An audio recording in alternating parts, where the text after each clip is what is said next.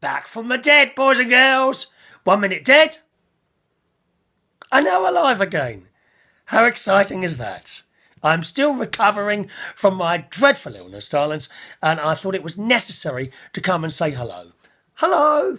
So what has happened? I've had a very bad chest infection. I think, to be honest, it's been bubbling away for a while. A number of weeks, as it happens, at a kind of low level. But as always, I went to my sister's house, and even though I stayed in a hotel, the moment I walk in the house, the asthma starts, and I haven't had it all year. Get in her house, it starts like that. So you're puffing away on this thing, then you leave the house, and it carries on for a while, of course. And I think that's probably brought the whole thing up, and then that's when it kicked off. And I tried to keep going to work and that, as I always do. And I think it was, when was it now? Saturday night. Saturday night, I felt, during the karaoke, I felt quite ill. Well, I didn't tell anyone. And then at the end, when the karaoke finished about 12 o'clock, I think about 11:30, 12 o'clock. And then for the last hour and a half, I just play music, which you think would be interesting, would be a lot easier. Well, no, not really. You see, what happens is then you lose that, that karaoke is quite work intensive, whereas DJing isn't. Don't let any other DJ tell you it is, because it's not. And when you lose that intensive work thing, and then you kind of, well, all I've got to do is this now, you kind of lose interest a bit. Do you know what I mean? And then you start thinking of other things, and I did feel quite bad. I did try and hint that it might be a nice idea if I could go home early, but nothing was coming. Thanks very much for that one, Guy. You know, I did mention to you I wasn't feeling very well. You could have sent me home early, couldn't you? Would have hurt, dear. Would have hurt, but he didn't, dear. He forced me to carry on working. Anyway, so I got home, and then I just didn't sleep. It was the worst night's sleep ever. And the next day, I just then I didn't go to church. Then I cancelled the Sunday, and then the Monday, then the Tuesday, and I've cancelled tonight as well. My voice is a lot better now. The coughing has completely gone down. It's still there. I might cough in a minute. It's nowhere near as bad as it was. I've got these. I haven't got them here actually. I've got antibiotics now. I went down to the doctor, who told me I had a chest infection, gave me some antibiotics, which I started immediately. That was on Monday at 12 o'clock, so that's Monday, Tuesday. So we've had 2 days of them now. The cough was a lot worse. I would cough, and all this stuff would come up. I hate the word that is used for you know, phlegm. I hate that word, phlegm. I say it in bits so you can't hear it properly. Phlegm. With a P, by the way, those of you spelling it with an F. Honestly. Did you do an English test, dear? So, and a really good way to clear the lungs is to sneeze. You go, and all the stuff shoots out your mouth, possibly covering your wall. Or even worse than that, you know, if you're driving along and you sneeze and you've got a bit of a chest problem, very dangerous, dear. It's all on the inside of your windscreen. Takes forever to wipe the bloody stuff off, dear. It really does.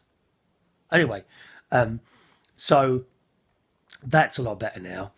And I'm just kind of resting. I'm getting a bit wet at night in bed. Not wetting myself. Well, maybe it was. No, sweating in bed. But I gather that's quite a good thing. And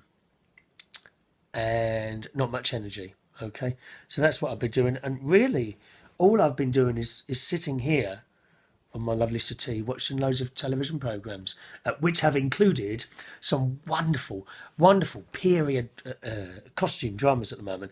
I don't know if you've seen these. You can get them on the iPlayer if you're in the UK. My favourite at the moment is Dickinson. Anyone watch that? These are all on the BBC, of course. Really very, very good about the life and times of Charles Dickens, who wrote all the stories. And it's like all the stories, you know, when you read a Dickens book, all the stories are in this like series. I think it's 20 parts altogether. We're on part 6 tonight, because it started around the Christmas period and they were showing 2 a night. Really good. And they're only half an hour each, easily digested. Fantastic. Dickinson. I watched the first one of War and Peace, which was on Sunday night. That was very good. And I recognised some of the characters from that were also in Dickinson. And then last night I watched all with three hour-long episodes of And Then There Were None, which is an Agatha Christie mystery thing type, crime thing. And all these, I think it was 8 people or 12 people, 8 people, I think. I can't remember. It doesn't matter the number.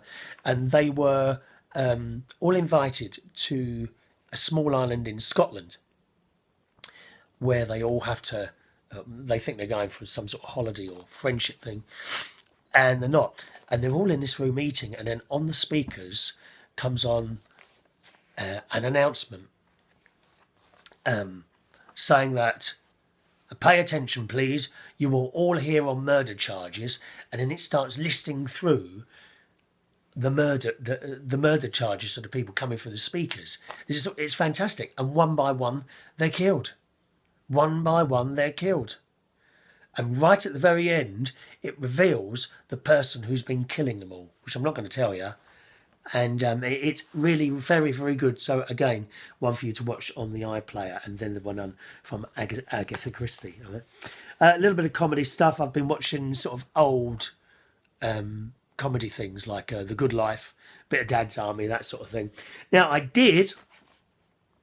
hate to tell you this, I did quickly flick over to see something that I do not watch. I really don't watch this, okay, in its entirety. I thought I'm just going to see what totally awful people are on this Big Brother thing.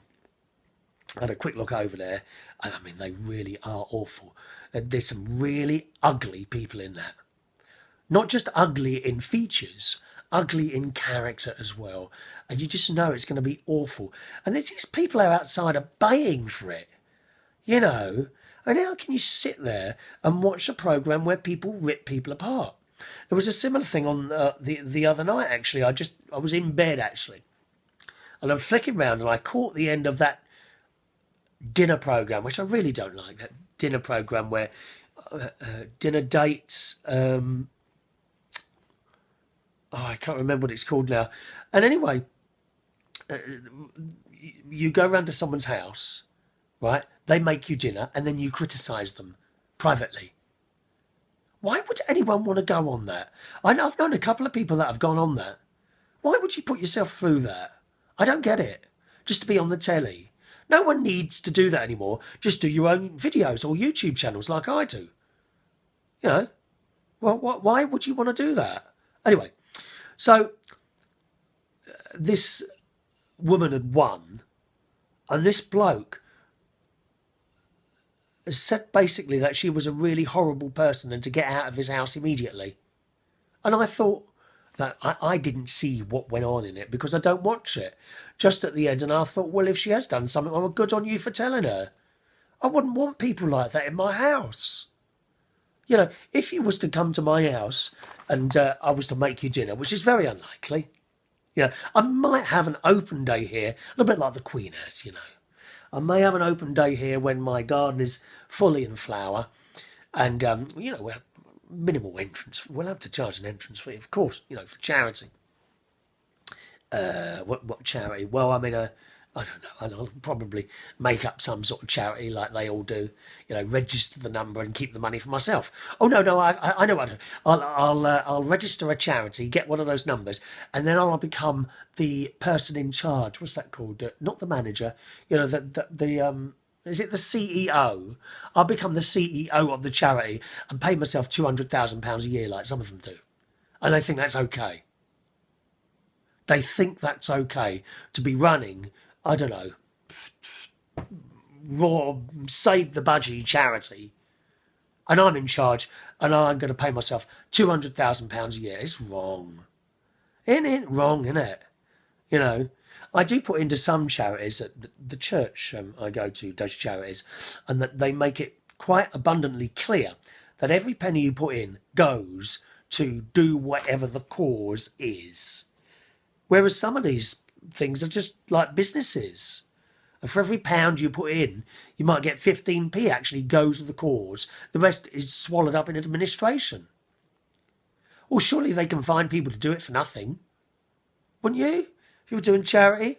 It's like people who play the old organ. You know, I used to play the organ at a church in Roehampton. And I just wouldn't charge them for that.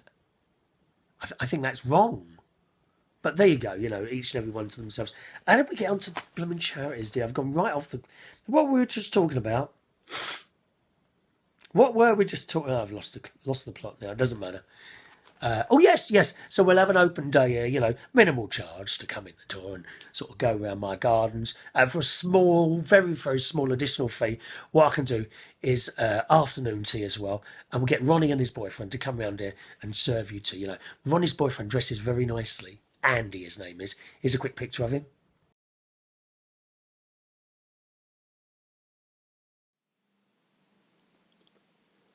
Nice jacket, nice shirt, nice tie. All very expensive items. Good looking like that once. Very, very pretty. Very pretty. That's handy. And we'll get them to serve you tea and cakes on the little thing. Very small additional fee. Small additional. Oh, alcoholic drinks?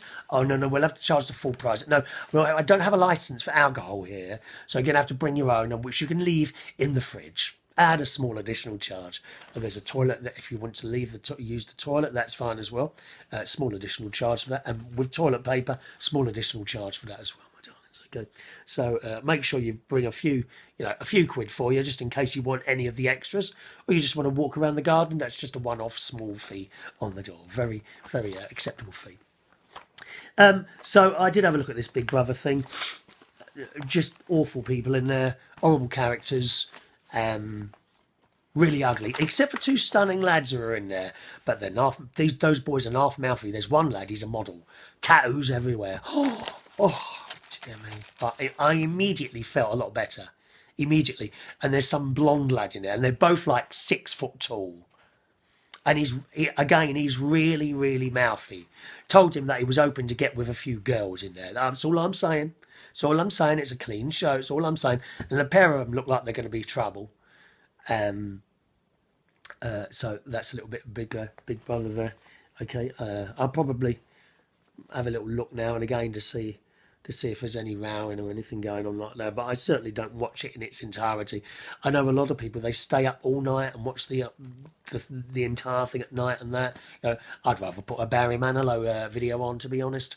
Much better than that. Now, talking of music videos, just before I go, look up on YouTube Shane Ward. Shane Ward, X Factor. Oh, God. Damn. Over the Rainbow.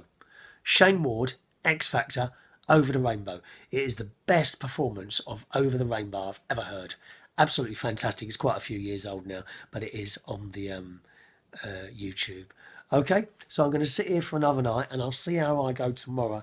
I might try and go back tomorrow night or Friday, I think, and see how I get on. Thank you very, very much for your wonderful messages that have appeared on my wall and in private, and phone calls as well. I really, really do appreciate it. And thank you to Ben Parker, who's been looking after some of my nights in various places. All right, have a lovely Wednesday, and I'll see you soon. Bye-bye.